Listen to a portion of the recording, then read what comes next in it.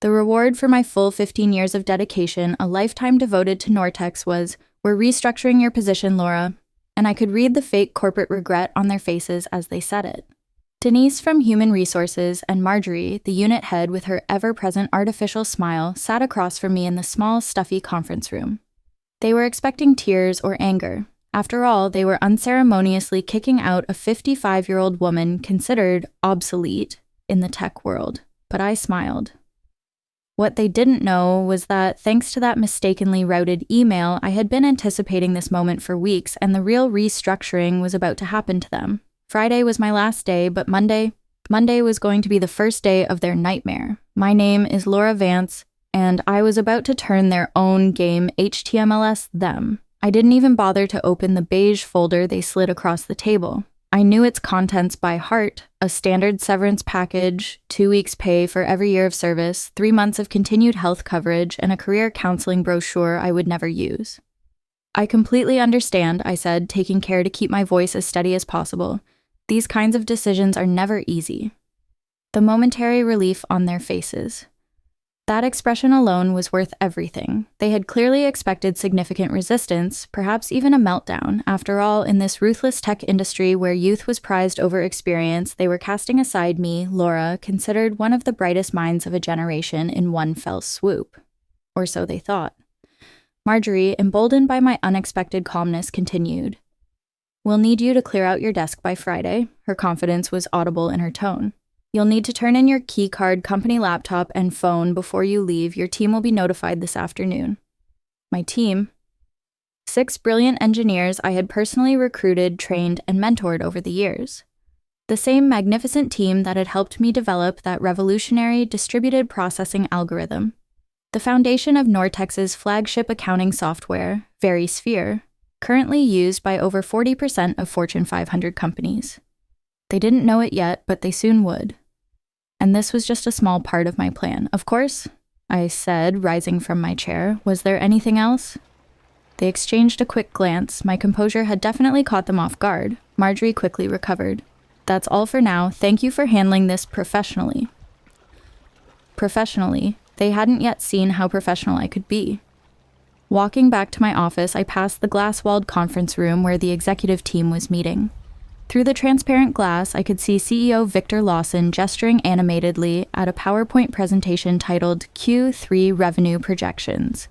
Yes, the same Victor Lawson, the man who had taken all the credit for my algorithm at last year's industry conference, referring to me merely as one of our research team members. The cold resolve within me sharpened at that moment. Victor was mistaken, terribly mistaken. I closed my office door and pulled out my personal phone. I sent a single short text message. "It's happening. Friday is my last day." The reply came instantly. "Perfect timing, contracts are ready, dinner tonight to finalize details." I smiled as I looked at the calendar on my desk. Today was Wednesday. On Friday, I would leave Nortex for the last time. And Monday was going to be truly fascinating. The excitement blooming inside me gave me an energy I hadn't felt in years. This must be what they called the Zygarnik effect. An unfinished account, a sense of justice waiting to be fulfilled, was spurring me on. That evening, I met Gregory Sullivan at Meridian, an upscale restaurant far from Nortex headquarters. As the CEO of Precision Dynamics, Nortex's largest competitor, Greg knew the value of discretion. He had reserved a private dining alcove in the back, shielded from curious eyes by elegant Japanese screens. "So they actually did it," Greg said, shaking his head after we ordered. I suspected they might, but to cut the very person who developed their core technology, Victor never understood what I actually created. "True," I replied, sipping my water. He saw the implementation, the user interface, the marketing potential, but the underlying architecture, that was just tech stuff to him. The irony was so blatant it was almost comical. 3 months ago, I had discovered that Nortex's legal team had never filed the patent application for my distributed processing algorithm. When I inquired, they claimed it was an oversight and assured me they would handle it immediately. But something about their strange, evasive manner had bothered me, prompting me to check the company's internal documentation. That's when I found it. The strategy memo outlining their plans to claim the algorithm as company-developed technology, without specific inventor attribution. They had planned to push me out before securing the patent, knowing that intellectual property developed by employees typically belonged to the company. But what Nortex didn't know was that I had already been working on refinements to the algorithm in my own time using my personal equipment. These improvements, which increased processing efficiency by 43%, were not covered by my employment agreement. Last month, I had filed for a patent under my own name, fully documented with timestamps and development logs that clearly showed the work was completed outside of company time. The patent had been granted with remarkable speed, thanks to Greg's introduction to a top-tier IP attorney. The calmness I had felt earlier, sitting across from Marjorie and Denise in that small conference room, stemmed from this. The cards I held were much stronger than theirs, and they weren't even aware of it. They were curious, wondering what would happen, why I was so calm, but they would have to wait a little longer to find out the answers. Greg slid another folder across the table with an elegant motion. This was nothing like that beige, soulless folder Nortex had placed before me. This was a contract printed on quality paper, meticulously prepared. All the paperwork is finalized, Greg said, his usual confident expression on his face. The moment you sign, Precision Dynamics officially acquires exclusive licensing rights to your patent. The press release goes out Monday morning announcing you as our new Chief Innovation Officer. I reviewed the documents carefully, although I had already memorized the key terms. A 7-figure signing bonus, substantial equity in Precision Dynamics, and ongoing royalties from all products using my algorithm. Compared to the paltry severance package Nortex offered, this was not even in the same league. This was a true appreciation of value, a genuine recognition. I wonder what Victor's face will look like when he realizes what's happened, Greg said, clearly relishing the prospect. I'm more concerned about my team, I admitted. They don't deserve to be caught in this mess. They were more than just colleagues to me, they were like family. I had seen the potential in each of them and invested in them. Greg nodded. That's already taken care of. If they're interested, we have positions for all 6 of them. Senior roles with significant raises. Now that was news that put my mind at ease. My revenge shouldn't harm innocent people. Every detail of my plan had been thought out to the finest point. I signed the final page and closed the folder. With one elegant move, I had secured my future, protected my team, and received the compensation for my work. To new beginnings, Greg said, raising his glass, and to owning your own value, I added, clinking my glass against his. At that moment, in that restaurant, it wasn't just a business deal being signed, it was the end of an era and the celebration of a new, much brighter one. Unbeknownst to Nortex, the first domino in a series of events that would lead to their own downfall had just been toppled. Thursday and Friday passed in a blur of exit interviews, knowledge transfer meetings, and saying goodbye to colleagues. Despite the rumors spreading about me throughout the company, the pitying glances from administrative assistants in the hallways, and the awkward moments when young developers asked if I would provide LinkedIn recommendations before I left, I maintained my professional composure. I meticulously documented everything, every project, every password, every process. I knew Nortex would soon discover just how much they needed me and how thoroughly I needed to prepare. My decision to leave comprehensive transition notes wasn't an act of kindness, it was evidence. Evidence that I had acted in good faith while the company had not. These documents would show how strong my hand was in the legal battle to come, and I was sure there would be one. During my final exit interview on Friday afternoon, Denise from HR went through the standard checklist with her mechanical efficiency. You understand that any intellectual property developed during your employment remains the property of Nortex, correct? She stated, pushing a non-disclosure agreement across the table towards me. Of course, I replied pleasantly. Anything developed within the scope of my employment using company resources during company time. I emphasized those qualifiers slightly, but Denise was too busy checking boxes to notice. And you affirm you have no copies of proprietary company information. I have taken nothing that belongs to Nortex, I confirmed truthfully. The patent, after all, was mine, the product of my personal effort and genius. A thought flickered through my mind, and I smiled inwardly. I wondered if these conversations were being recorded somewhere. If so, they could be very useful later.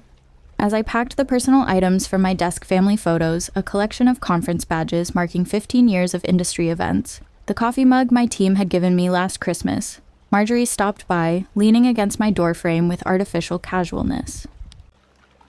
I just wanted to check that everything's clear for your departure, she said, watching me place items into a cardboard box. Crystal clear, I replied, wrapping a small award I'd received for the very algorithm now at the center of my plans. The irony wasn't lost on me. I carefully placed the award between layers of tissue paper. That small award, how insignificant it would seem next to the price Nortex would soon have to pay. You know, Laura, Marjorie continued, these restructuring decisions are never personal. Victor feels the company needs to move in a more youthful direction. I looked up, meeting her gaze directly. I understand completely. Business is business. Something in my tone made her pause for a brief moment. Uncertainty flickered across her face, but she quickly dismissed it. What could a 55-year-old woman, soon to be unemployed, possibly do? Will you be taking some time off? She asked, an artificial note of concern in her voice. Actually, I already have something lined up, I replied. I start Monday. Surprise crossed her features. That's fast. Anything interesting? I smiled. Very. A leadership position. I'm quite excited about it. She nodded absently, already mentally moving on to other matters. Well, good luck with that. As I walked out of Nortex's glass headquarters for the final time, keycard surrendered and personal belongings in tow, I took a moment to look back at the building where I'd spent 15 years of my career.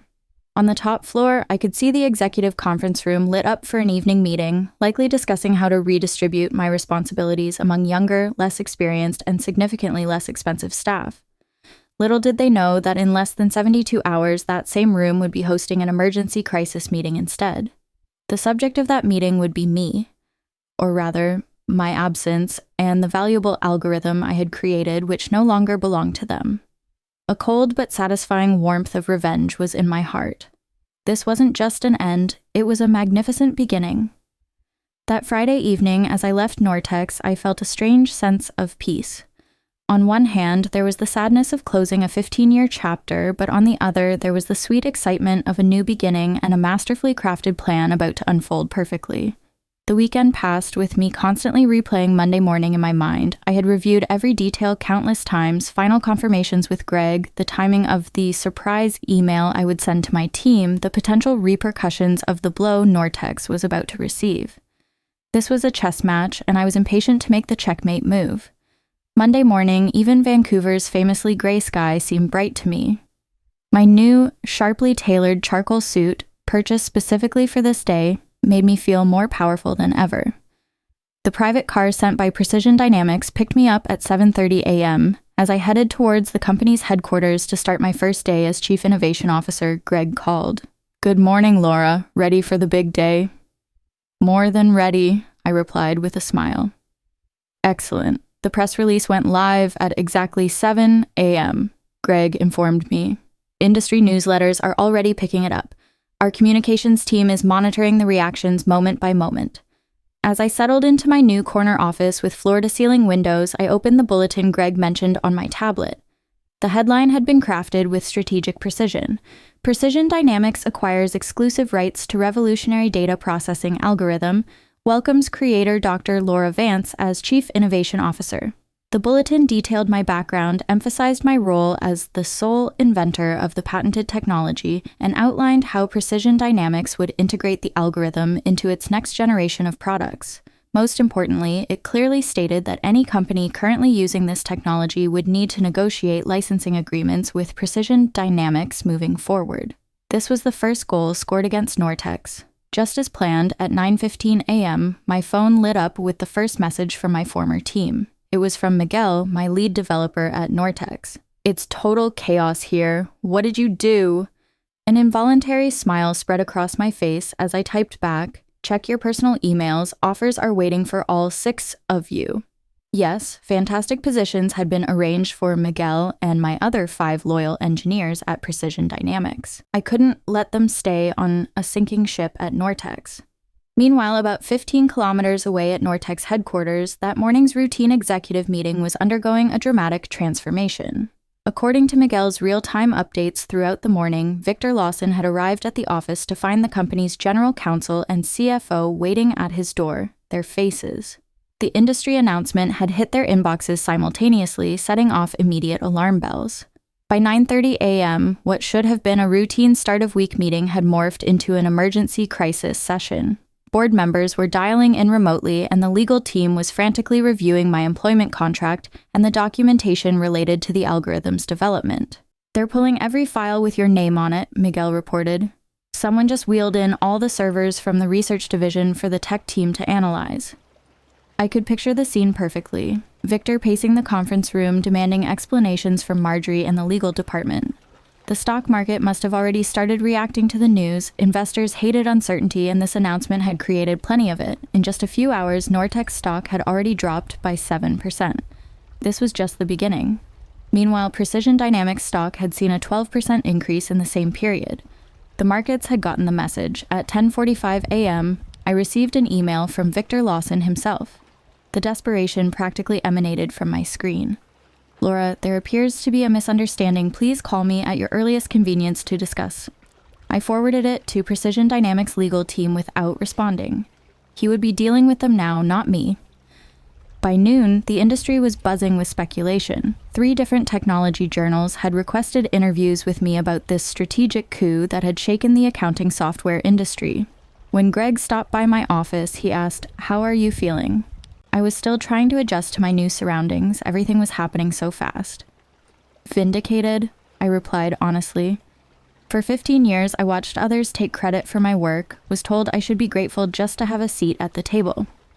And now, finally, recognition. At that moment, I began to feel deep down the respect I had longed for at Nortex for years. Here, my ideas were valued, my experience was seen as an asset, not a liability. My new executive assistant appeared at the door. "Dr. Vance, the development team is ready for you in the main conference room." She then hesitated.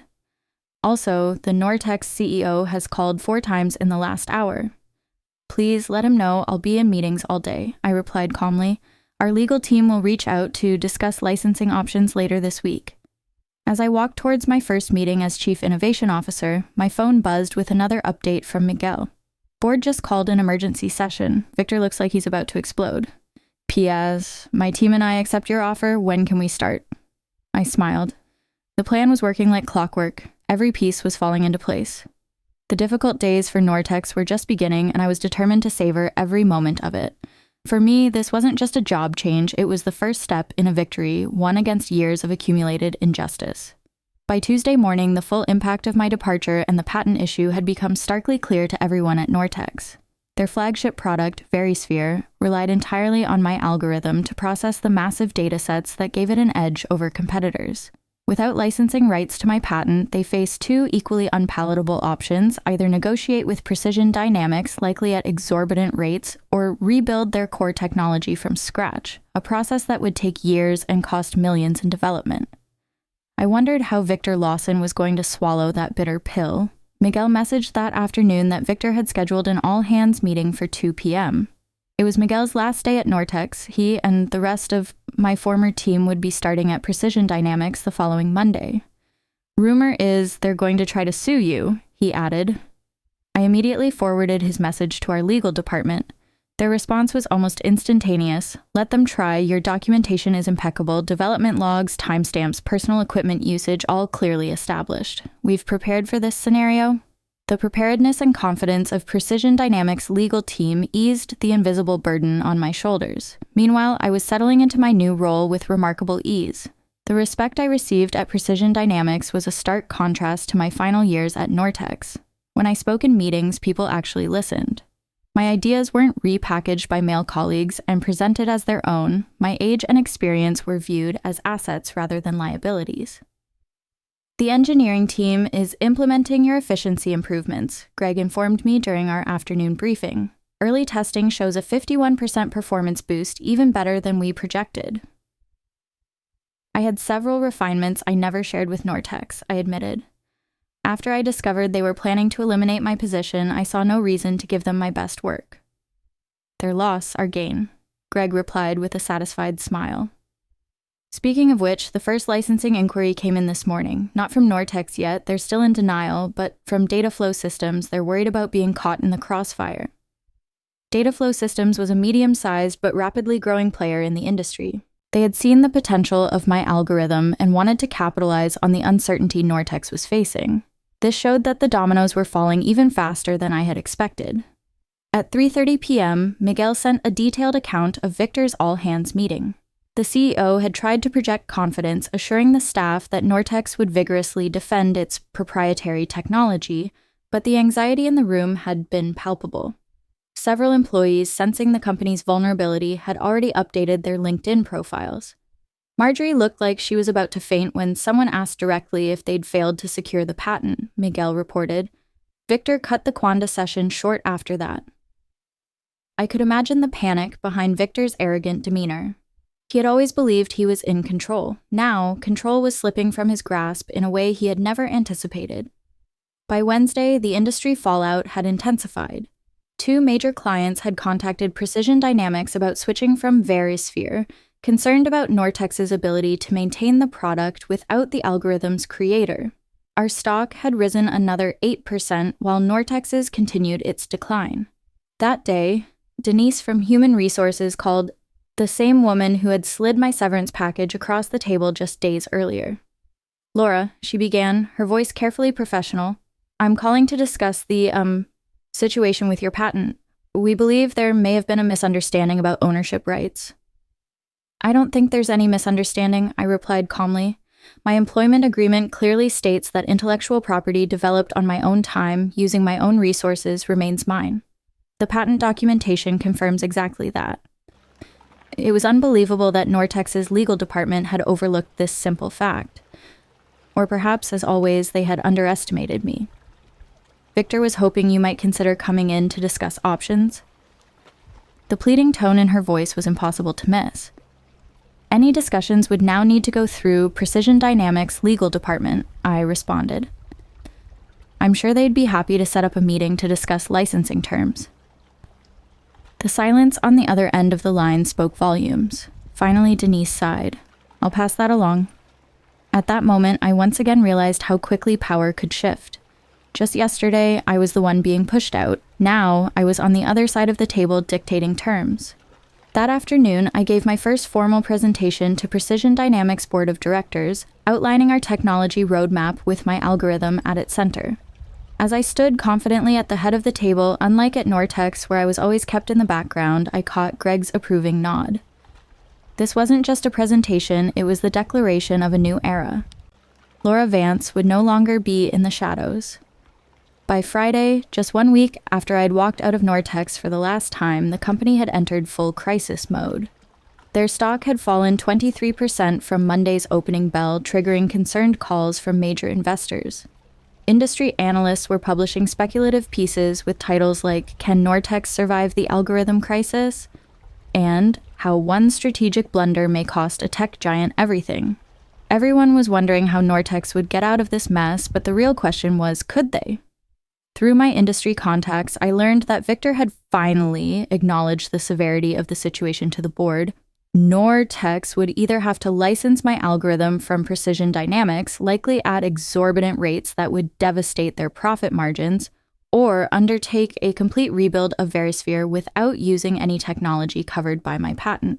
They've started interviewing for a new development team, Miguel informed me during our Friday video call, where we discussed his upcoming transition to Precision Dynamics. Victor's claiming they can recreate the functionality in 6 months. I couldn't help but laugh at that claim. It had taken me 3 years to perfect the original algorithm, and that was with an intimate knowledge of the problem space. Exactly, Miguel agreed. Nobody's believing the timeline, especially after your team posted their resignation letters simultaneously. The knowledge drain is massive. The panic within Nortex was palpable even from the outside. They had dug their own grave and were struggling to find a way out. That afternoon, Nortex's attorneys finally reached out to Precision Dynamics to open a dialogue about potential licensing arrangements. Our legal team, following the strategy we had developed, responded with terms that were technically fair but strategically painful. 3 times the standard industry licensing rate, plus a public acknowledgement of my role as the technology's inventor. They'll balk at the acknowledgement more than the cost, Greg predicted as we reviewed the response in his office. Victor's ego won't allow him to admit he pushed out the person who created their core technology. Then they'll have to rebuild, I replied, and every day they spend trying to replicate my work is another day we extend our lead in the market. It was a ruthless strategy perhaps, but after the treatment Nortex had subjected me and my work to, I had no reason to show mercy. The following Monday morning, 10 days after my unceremonious dismissal, I led the first meeting with my newly assembled innovation team, which included Miguel and the other 5 engineers from Nortex. The energy in the room was electric as we mapped out the next evolution of my algorithm. "This is how development meetings should be," commented Anita, one of my former team members from Nortex. At Nortex, we spent half our time explaining basic concepts to executives who wouldn't listen anyway. "That's the difference between being valued and being seen as replaceable," I replied. "Here, your expertise is recognized." Just as we wrapped up the productive session, my assistant appeared at the door. Dr. Vance, there's been a significant development with Nortex. Their board just announced an emergency leadership change. Victor Lawson is stepping down, effective immediately." The news spread quickly. Within hours, industry publications were reporting that Nortex's board had lost confidence in Victor's leadership following the patent oversight that threatened the company's flagship product. Marjorie Thompson was also out, along with the head of legal who had failed to properly secure the patent. Justice sometimes worked slowly, but its results were usually very sharp. At that moment, I remembered Victor's arrogant facial expression and Marjorie's feigned concern. What were they thinking now, I wondered. That evening, I received an unexpected email from Richard Donovan, Nortex's newly appointed interim CEO. Unlike Victor's desperate message from the previous week, this one was straightforward and respectful. "Dr. Vance, congratulations on your new position. I've been brought in to help Nortex navigate the current situation. I'd like to discuss a fair licensing arrangement for your patented technology. We're prepared to acknowledge your contributions publicly and make appropriate amends for the oversights of previous management. Would you be available to meet next week?" I forwarded the email to Greg, adding a simple note, "Phase 1 complete." His reply came quickly. "Beautifully executed. The board is celebrating your first major victory for Precision Dynamics. Looks like Nortex is finally learning an expensive lesson about valuing innovation and innovators." 3 months after my departure from Nortex, I sat on the stage at the National Technology Innovation Conference preparing to deliver the keynote address. The audience was filled with industry leaders, technology journalists, and many aspiring developers who now knew my story. "And now I'm pleased to introduce our keynote speaker," the conference organizer announced. "Dr. Laura Vance, Chief Innovation Officer at Precision Dynamics and creator of the distributed processing algorithm that has revolutionized data handling across multiple industries." The applause was substantial as I approached the podium. What a difference a few months could make. Last year, I had attended this same conference as part of the Nortex delegation, seated in the back while Victor gave a presentation about his company's innovations. "Thank you," I began, surveying the attentive faces. "Today, I want to talk about innovation, ownership, and the importance of properly valuing intellectual contributions regardless of where they come from." My presentation detailed the technical aspects of my algorithm, but also touched on the broader issues of recognition and respect in the technology sector. Without directly mentioning Nortex, I emphasized the importance of companies protecting their innovators rather than seeing them as replaceable resources. Afterward, during the reception, several young women engineers approached me seeking advice and mentorship. One of them, barely 30, confided, "Your story changed how I document my work. I started keeping detailed logs of my development process on personal time." "Smart," I replied. "Your innovations deserve protection." At that moment, I understood once again that what I had done was much more than just personal revenge. It was about contributing to a change in mindset in the industry. As the evening concluded, I checked my phone to find an industry news alert. Nortex had finally announced the licensing agreement with Precision Dynamics, acknowledging me by name as the algorithm's creator. Their stock had stabilized, though at a significantly lower valuation than before my departure. 1 year to the day after being told to clear out my desk, I sat in my spacious office at Precision Dynamics reviewing the quarterly innovation report. Under my leadership, the company had released 3 groundbreaking products built on my algorithm, capturing significant market share from Nortex and other competitors. A knock at my door interrupted my analysis. It was Greg, holding a bottle of champagne and 2 glasses. "Happy anniversary," he said, setting the glasses on my desk. "The board asked me to share the news with you personally before the public announcement. Precision Dynamics has officially surpassed Nortex in market valuation for the first time in company history." I smiled, feeling not triumph, but a quiet satisfaction. That's what happens when you value innovation properly. As Greg poured the champagne, my assistant delivered a sleek envelope. Inside was an invitation to speak at Women in Technology's annual Leadership Summit. The topic, Owning Your Intellectual Value, How Proper Documentation Changed an Industry. "You've become something of an icon, you know," Greg commented, noticing the invitation. The story about the executive who didn't recognize what she had until it was gone has become a cautionary tale in corporate boardrooms. Richard Donovan, who had remained as Nortex's CEO after the crisis, had implemented sweeping changes in how the company recognized and rewarded innovation. Their new policies on intellectual property protection and inventor recognition were reportedly modeled after the program I had established at Precision Systems. "It was never about revenge," I said, raising my glass in a toast. "It was about recognition, about showing the industry that innovation isn't anonymous, it comes from real people who deserve real credit." "To proper recognition," Greg agreed, clinking his glass against mine. As the afternoon sun streamed through my office windows, I reflected on my journey. At 56, I had finally found what had eluded me throughout my career, not just success, but acknowledgement. My name was now permanently attached to the algorithm that had changed an industry, exactly where it belonged.